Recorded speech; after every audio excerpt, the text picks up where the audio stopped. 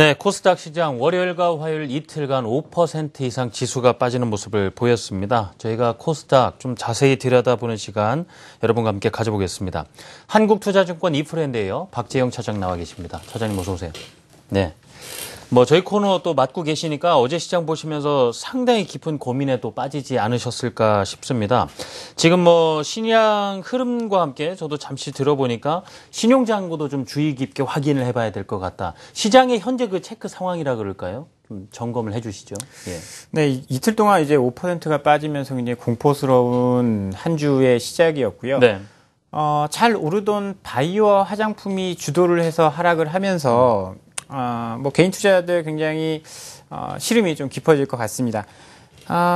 지금 강세를 보이던 시장이 제약 바이오를 필두로 하락을 하기 시작했습니다. 월요일 날 2% 이상 빠졌고요. 어저께는 3.9%, 이틀 합쳐서 5% 정도 하락을 했으니까 꽤나 큰 폭의 하락을 보였던 이틀 한 주 시작이었고요. 문제가 되는 거는 상한가 제도가 확대가 되면서 신용 비중이 좀 감소를 했습니다. 네. 지금 4조까지 올라갔던 신용이 3.7조까지 떨어지면서 신용이 좀 주는구나 했었는데 최근에 장이 좋아지면서 다시 3조 9천억까지 신용이 올라왔습니다. 그러다 보니까 조금 이제 우려의 목소리도 높아지고 있는데요. 과거에는 주가가 올라가고 신용을 써서 자산이 늘어나고 그러다 보니까 선순환 구조가 계속 됐다라고 본다면 최근에 이렇게 급락을 했을 경우에는 이게 또 악순환으로 바뀔 수가 있습니다. 왜냐하면 매수했던 신용이 주가가 하락하면서 반대매매 나가고 반대매매가 나가면 또 주가가 떨어지겠죠. 그러면 또 갖고 있던 신용이 반대매매가 나가고 이런 악순환이 생길 수가 있기 때문에 순식간에 원금 대부분이 훼손될 수도 있는데요. 그렇죠. 예. 어제 같은 경우에는 지금 변동성도 커졌기 때문에 상한가가 30% 됐기 때문에 잘못해서 상한가에 잘못 매수를 하면 하루 만에도 깡통이 날 수 있는 그런 상황이 요즘의 상황이라서 좀 조심을 해야 하는 그런 상황입니다. 그래서 신용 잔고가 조금 높은 종목들을 한번 준비를 해봤는데요. 에스텍 파마, 인트로메딕, 삼성, LNS 이런 종목들은 거의 10% 가까운 신용 잔고를 보유하고 있고요. 문제가 되는 게 신용 잔고가 높다라는 게 문제가 아니고요. 어저께 에스텍 파마 같은 경우에는 30% 정도가 하락을 했습니다. 굉장히 큰 폭의 하락이었기 때문에 반대매매가 바로 나가진 않겠지만 이런 하락이 며칠 좀 이어진다라고 한다면 좀 위험해질 수도 있는 상황이고요. 네. 신용잔고 10위까지를 좀 보면 디지털옵틱, S넷, STI, 한국사이버결제, 고려제약, 반도체 화장품이 굉장히 많은 상황이고요. 고려제약 같은 경우에 어저께 17% 이상 하락을 하면서 변동성이 굉장히 큰 장에 리스크를 키워가고 있는 상황이다라는 말씀을 좀 드려보도록 하겠습니다. 네. 수급 상황을 안 살펴볼 수가 없습니다. 코스닥 시장 어제 개장하면서 그래도 빨리 그리스 이슈에서 벗어나나 안도를 하려는 찰나에 외국인이 대거 매물 쏟아냈고 또 기관도 가세를 했고 이걸 또 개인이 받아내는 모습을 보였습니다. 네, 이 부분 수급은 어떻게 판단해야 될까요? 최근에 수급을 보면 외국인은 팔고 기관은 사주는 그런 코스닥 수급이었는데요. 월요일에 이제 하락이 시작됐던 시간을 보시면 분봉으로 보시면 10시 반 정도부터 시작을 했습니다. 중국 시장이 개장하면서 주가가 좀 빠지기 시작했는데요. 시작은 외국인이 매도를 하기 시작을 했고 그 다음에 기관이 매물을 쏟아내는 그런 모습을 보였습니다. 5거래일 동안의 수급을 보면요. 외국인이 932억 원 순매도를 했고요. 기관은 482억 원 순매수를 했습니다. 기관은 5거래 연속 매도를 하는 모습을 보였고요. 외국인이 5거래 연속 매도를 했고요. 기관은 매수를 해줬긴 했지만 어저께 무려 1183억을 순매도하면서요. 코스닥의 급락의 원인이 되는 모습이었습니다. 네. 종목별로 보면 외국인 매수하는 종목들은 매도하는 종목들을 먼저 보면요. 파라다이스를 가장 많이 매도를 했습니다. 실적이 좋지 않게 나왔죠. 실적이 좋지 않게 나오면서 메르스의 직격탄을 받았던 파라다이스에 매도가 집중됐고요. 바이오 화장품 관련주들을 매도를 했습니다. 내추럴 엔도텍, 삼성 LNS 같은 종목들이 매도 상위권에 올라갔고 매수한 종목들은 오스템 임플란트, ISC, 유상증자 발표가 있었던 ISC를 매수한 것이 눈에 띄고요. 바이오 화장품이 아닌 음식료 업종인 동서도 매수의 상위권에 좀 진입이 되어 있습니다. 금액들을 보면 그렇게 크지 않은 것을 봤을 때 역시 수급의 주체는 기관이다라고 볼 수 있는데요. 기관의 수급을 한번 좀 보면 기관이 매도한 종목들은요. CJ ENM을 가장 많이 매도했고요. 그 외에는 바이오 종목들이 몰려 있습니다. 코오롱 생명과학이라든지 휴원스, 오스템 임플란트 등을 매도를 했고요. 매수한 종목을 보면 다음 카카오를 정말 압도적으로 많은 금액을 매수를 했습니다. 1237억 원을 순매수를 했는데요.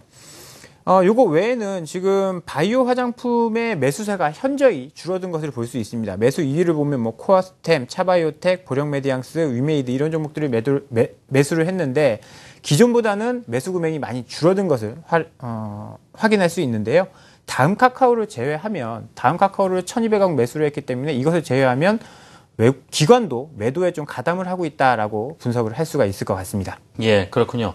자, 이제 이 전략 측면에서는 그렇습니다. 시장 전체적인 분위기, 그리스도 봐야 되겠고, 또 중국 증시하고 연계해서도 봐야 되겠고, 또 그 내부로 들어가면은 앞에서 끌어줬던 좀 제약주, 화장품주들이 크게 꺾인 상황이기 때문에 좀 이런 업종에 대해서는 또 시선을 어떻게 가져갈 거냐.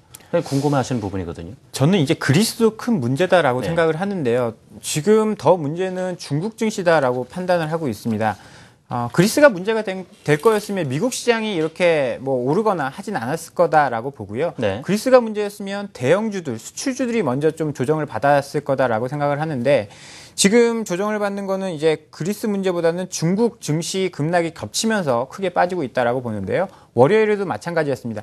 10시 반경부터 이제 코스닥이 조정을 받기 시작했는데 그전에는 장 초반에 좀 반짝하면서 올랐어요. 어저께도 셀트리온이 K탑 30에 포함된다라고 하면서 바이오주도 시작 굉장히 좋았습니다. 그러면서 코스닥 좋게 강세로 출발을 했는데 10시 반경 이후부터 좀 시름시름 안 좋아지면서 주가가 빠지기 시작을 했고요. 지금 이렇게 뭐 상해 지수가 금요일 날 한 7% 정도 급락을 했죠. 종가는 5.7% 정도 빠졌고 월요일에도 7.8% 갭 상승 출발했습니다. 하지만 낙폭을 계속 상승폭을 줄이면서 우리 증시에도 영향을 좀 미치는 상황이었고요. 중국 증시가 많이 올랐다가 조정을 받으면서 많이 올랐던 코스닥도 경계 심리가 좀 강해지는 것 같습니다. 조사를 해보니까요. 지금 3% 가까운 급락이 있었던 것은 작년 10월 13일 이후에 처음인데요. 작년 10월 13일에는 어떤 일이 있었냐면 나스닥 증시가 조정을 받았습니다. 반도체 뭐 관련된 종목들이 하락을 하면서 지수가 급락을 했는데요. 그때는 우리 반도체 장비주도 굉장히 좋은 흐름을 보였다가 주가가 좀 꺾였습니다. 지금과 비슷한 모습인데 지금보다는 더 위험한 것은 그때보다 지수가 한 200포인트 정도 높다라는 점이 좀 리스크 요인이고요. 차트를 한번 보시면 코스닥 지수 굉장히 강하게 올라왔었습니다. 720선을 지금 지지를 하고 있는 모습인데요. 이 여부가 가장 중요할 것 같습니다. 720선을 뭐 간단하게 깨고 내려간다라고 한다면 좀 문제가 될 수 있습니다. 그동안의 저항선으로 역할을 했었던 것이 이제 지지선으로 바꾸면서 강하게 지지를 해줄 것으로 기대를 하고 있는데 그렇지 못하다라고 한다면 시각을 좀 달리해야 할 필요가 있을 것 같고요. 주식을 꼭지에서 파는 건 사실 불가능하다라고 생각을 합니다.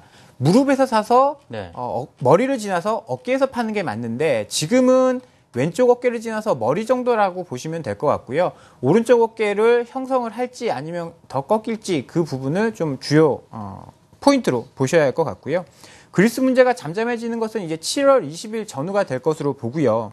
그래서 그때까지는 유럽에서 들려오는 뉴스플로우를 잘 확인을 하셔야 됩니다. 그리고 단기 투자를 하시는 분들 같은 경우에는 뭐 데이 트레이더 같은 분들 같은 경우에는 10시 30분을 좀 주목해서 보셔야 되는데 중국 시장이 개장하는 시간이죠. 그때 이제 변곡점이 될 가능성이 있습니다. 그래서 10시 30분 중국 시장이 어떻게 되는지 여부를 좀 잘 관찰한 후에 매매를 하시는 게 좋을 것 같고요.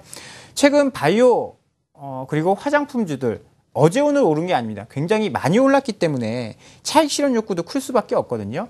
급락했다, 주가가 싸졌다라고 해서 무턱대고 매수로 대응하는 것은 조금 위험할 수 있기 때문에요. 시장이 진정되기를 좀 기다리는 전략이 필요하다라고 전략을 말씀을 드려보도록 하겠습니다. 자, 오늘 한국투자증권 이프랜드의 박재영 차장과 함께 급락한 코스닥 시장 점검과 함께 조언도 들어봤습니다. 차장님 감사합니다.